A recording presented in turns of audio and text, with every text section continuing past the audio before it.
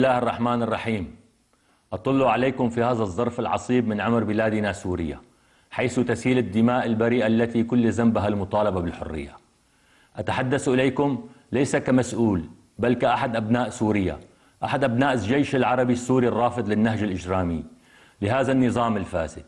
أطل عليكم مترحما على أرواح شهداء هذه الثورة العظيمة، وداعيا لفعل المستحيل من أجل الحفاظ على وحدة سوريا وضمان الشروع في بناء سوريا الجديدة، سوريا التي لا تقوم على الانتقام أو الإقصاء أو الاستئثار.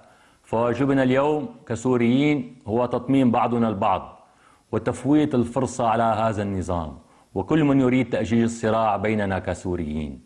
أتحدث بصفتي مواطنا سوريا يفخر بخدمته العسكرية في الجيش العربي السوري الذي لا يقبل شرفائه هذه الجرائم بحق بلادنا، وأيا كانت الأخطاء من قبل البعض في الجيش العربي السوري. فإن كل منتم شريف لهذا الجيش ولا يقوم بقتل السوريين أو إهانتهم، فهو يطبع قبلة اعتذار وتقدير على جبين كل مواطن سوري حر لحق به الأذى ممن سولت لهم أنفسهم التنكيل بأبناء بلادنا، وهؤلاء الشرفاء هم امتداد لشرفاء الجيش السوري الحر.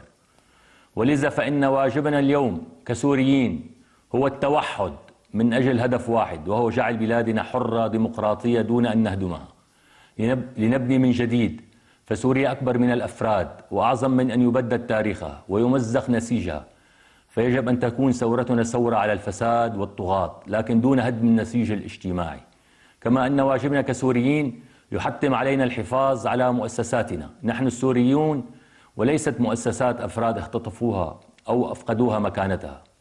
دعوتي ورجائي أن نتوحد جميعا من أجل سوريا موحدة ذات نسيج متماسك ومؤسسات ذات استقلالية همها